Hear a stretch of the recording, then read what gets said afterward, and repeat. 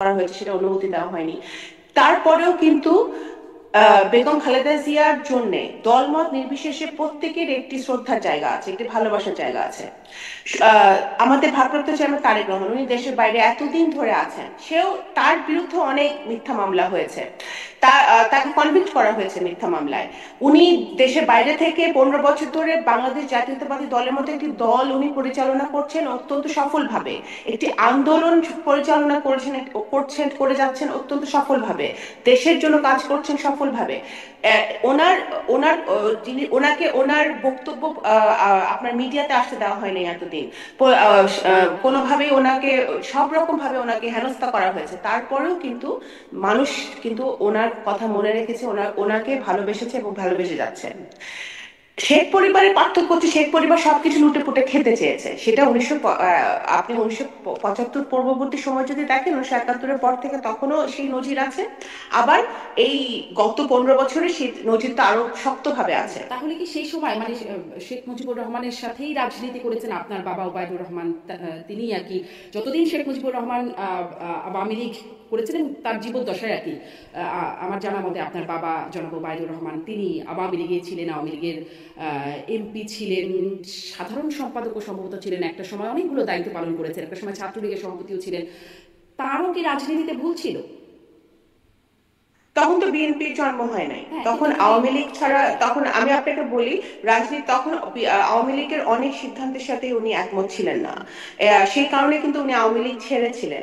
বাকশাল নিয়ে বিভিন্ন সময় কিন্তু আওয়ামী লীগের নেতাদের সাথে, তৎকালীন শেখ মুজিবুর রহমান সাহেবের সাথে ওনার ওনার মত পার্থক্য হয়েছে। এবং যেহেতু উনি গণতন্ত্রে বিশ্বাস করতেন, উনি ছাত্র রাজনীতি করতেন, উনি যেহেতু বাম রাজনীতি করতেন না, খুব স্বাভাবিকভাবে উনি ছাত্রলীগের নেতা ছিলেন। কারণ তখন তো এই মানে ঘরানার রাজনীতি মানে সব শক্তিশালী ছিল এবং ছাত্রলীগ শক্তিশালী ছিল।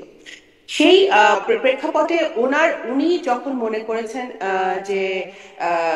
যে আওয়ামী লীগ আর থাকা সম্ভব না, তখন কিন্তু উনি আওয়ামী লীগ থেকে ছেড়ে মানে চলে শেখ এসেছেন। মুজিবুর রহমানের কারণ জীবদ্দশায় না আর কি, মানে শেখ পরিবার যখন ক্ষমতায় ছিলেন সেই জীবদ্দশায় না। শেখ পরিবার, দেখেন ইতিহাস ঘাটতে গেলে অনেক কিছু চলে আসে। শেখ মুজিবুর রহমানের জীবদ্দশায়ও শেখ পরিবারের বহু ফ্যামিলি মেম্বারের সাথে আমার বাবার মত পার্থক্য হয়েছিল, এবং সেই কারণেই কিন্তু আমার বাবা শেখ মুজিবুর রহমান বেঁচে থাকা অবস্থায় উনি আহ আহ, ওনাদের বিভিন্ন পলিসির বিরুদ্ধে উনি কথা বলেছেন। ওনারা যখন বাকশাল গঠন করার প্রক্রিয়া করছিলেন, তখন কিন্তু উনি তার বিরুদ্ধে কথা বলেছেন। সবার নামটা দিয়ে দিয়েছে বাকশালে, কিন্তু উনি কখনোই কিন্তু বাকশালের সাপোর্ট করে নাই। আজ যখন উনি দেখেছেন যে একটা সুযোগ এসেছে, কারণ উনি গণতন্ত্রে সবসময় বিশ্বাস করেছেন, যখন একটা স্বৈরাচারী মনোভাব নিয়ে মুক্তিযুদ্ধকালীন পরবর্তী সময়ে তৎকালীন শেখ মুজিবুর রহমান সাহেব দেশ পরিচালনা করছিলেন এবং দল পরিচালনা করছিলেন, সেই স্বৈরাচারী মনোভাবটা আমার বাবা কখনোই একসেপ্ট করে নাই। সেই জন্যই কিন্তু ওনার সাথে সবার মত পার্থক্য হয়েছিল এবং উনি ওখান থেকে বেরিয়ে এসেছেন।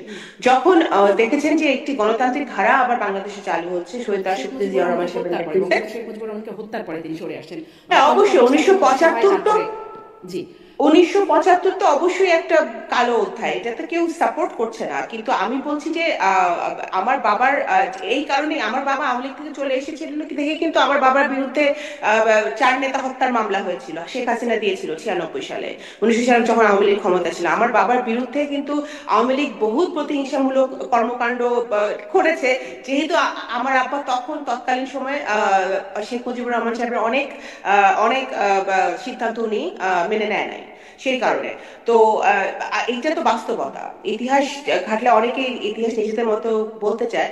হ্যাঁ, এটাই ওনার খুবই একটা মৃত্যুর পরেই দুঃখজনক এসছে বিষয়, মানে গত। ইতিহাসটা সম্পর্কে আমরা কখনোই স্পষ্ট আপনি একটা আপনি ধারণা। আপনি জানি না, জি। কারণ আপনি জানি না, যদি 15ই আগস্ট না ঘটতো, যদি শেখ মুজিবুর রহমান বেঁচে থাকতো, আমার বাবা হয়তো তাও আওয়ামী লীগ ছেড়ে, কারণ বাই দ্যাট টাইম অনেক বেশি মানে মতপার্থক্য হচ্ছিল, বিশেষ করে তাদের কিভাবে তারা দেশ পরিচালনা করছিল এবং এই কিভাবে তারা পলিসি গুলো জি। নিচ্ছিল, সেই মানে কারণে। মানে আর ইতিহাসে খুব নাই যাই, বিষয়গুলো যেহেতু খুব স্পষ্ট করবার মতো আমাদের কাছে সুযোগ নেই।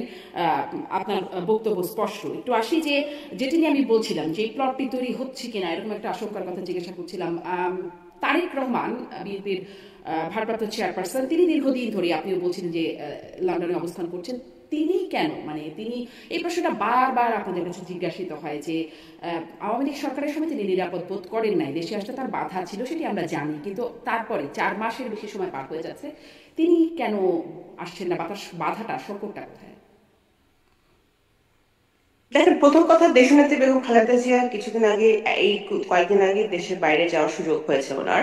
তো সেটা একটি প্রধান কারণ যে উনি ওখানে থাকতে চান, যখন উনি বিএনপি চেয়ারপারসন যখন লন্ডনে গেলেন।